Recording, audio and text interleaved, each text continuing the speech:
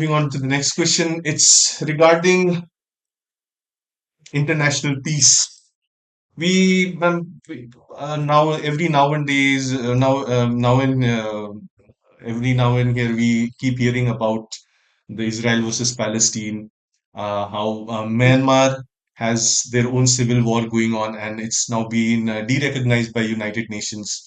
The Thai-Cambodian border dispute, I think it's resolved right now, but it's on a ceasefire, if I'm correct, if I'm recalling correct. Even even my home state, Manipur in India, where I belong, there has been a lot of civil unrests. So, ma'am, Uh, does analytical psychology has any reflection or resolution to offer to the world? yeah, it is a very, very big question, but I would like actually, this is something that I also will address in my presentation on Sunday about Ragnarok, because and that is my presentation is built on an article I have that has been published here in the September issue of the Journal of Analytical Psychology. I will not do it directly, but I will give the idea of it, of this article about Ragnarok. But and on Sunday I will give this presentation, but a little bit different. So, but in that is a special issue of the Journal of Analytical Psychology that has to do with war and destructive forces and polarization. And many other analysts have written. Donald Kalchet has written, and Mark Winborn has written. Other analysts have written, and other people also have written articles in that issue. I haven't read them all at the moment because it was just published. But um, I think of course it's something we don't know from where it comes, but the polarization is increasing, no doubt about it. Polarization, it's um, Prevalent now. It's much more visible. much more visible, and it's much more black and white. Everything is black and white now. It's It's either extreme. or all the time. It's on the extreme end. Very, very much extreme. We don't know. Social media could play a part of it, but True. also, if you look, I'm also interested in, I'm interested in astrology. And if you look at how the astrology, it's very extreme at the moment. How the planets are lined up.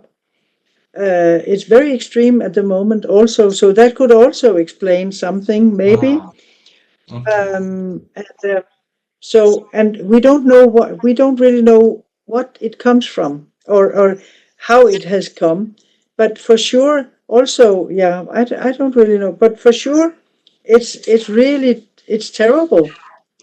And um and um you ask if analytical psychology has reflection and resolution on that, and I think there are attempts in this by several of us in that issue of journal to address it, and I will also address on Sunday in my presentation. What I like to do and what I'm not going to say on Sunday is that um, if you look at it from a developmental point of view, if you look like what Lisbeth and I learned in London, Mhm. I would now tell you how that is, because this is, if you are, they're very inspired by Melanie Klein. Analytical. And Melanie Klein, she says that when a baby is born, the first defenses that the baby uh, develop are what Melanie Klein called the primitive defenses. We would call them early defenses. One of the early defenses is splitting, and it's important for the little baby to split in good and bad. It's good. It's important to split because little baby has blissful states where it's sleeping or sucking the mother's breast and so on, have it bliss, and then it has painful stages where the stomach hurts, and or it has pain somewhere, or it's stressed by something.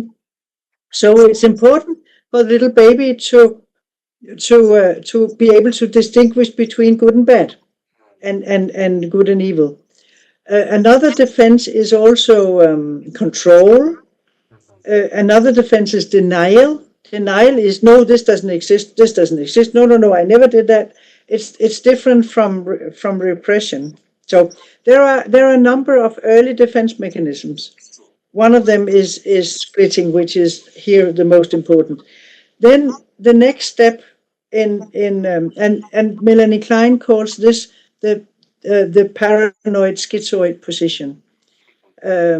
She has some quite strong terminology to her positions here, but this is called the paranoid schizoid position.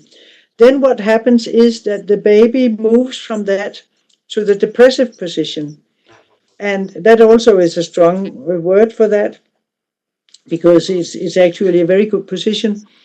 And it happens when, for instance, when the baby is in the paranoid schizoid position, there is a good mother and there's a bad mother. Actually, Melanie Klein says there's a good breast and the bad breast. But if we a little further, we say there is a good mother and a bad mother. And when the baby is feeling pain and is angry or frustrated, it wants to hurt the bad mother. So it hurts the bad mother. Then in the depressive position, the baby finds out that the good mother and the bad mother is the same person. So it finds out that by hurting the bad mother, I also hurt the The good good mother. mother. And that is what is the essence of the depressive position. That is an integrative position that brings together the good and the bad. The two different oppositions that can bring that together and hold it together, that can contain the opposites. So therefore, it's a very good position that it's called depressive because also there is some sadness that comes when the baby finds out that Mm. it has destroyed or it has hurt the mother. So there is a reparation also. But that's a lot of theory about that. Very good theory, I must say. But I would like to say that what happens here is now, because you can also you of course this is a progression. You progress from early defenses to more mature defenses via the depressive position, but you can also regress the other way. The other way can also be, if you are too stressed, then you regress to more Correct. primitive defenses. Mhm. And this is what happens now. There is a global regression to more primitive defenses globally, as I see it. I don't mention that in my paper, so I can mention it here. I think that is it. What we see now here is primitive. It's splitting, very much splitting.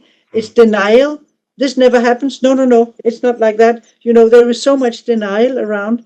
I didn't do that. No, um, and control. The wish for to have total control is also part of that, and there are many others. There is one of them, or is strong idealization or strong devaluation.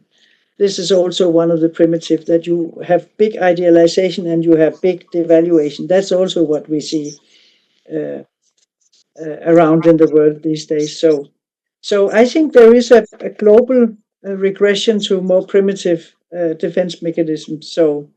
But besides that, I would like to refer to my presentation on Sunday, where I Looking try forward. to address this. Yeah. Yeah. Very, very eagerly waiting for the presentation because uh, half of let's say, half of the answer that for this particular section has been given now, and the other half will be more illuminated after we get to know the presentation. But yes, ma'am, it's quite an interesting perspective of how what you said. The world is right now in its regressive state. It's a very interesting perspective. Yes.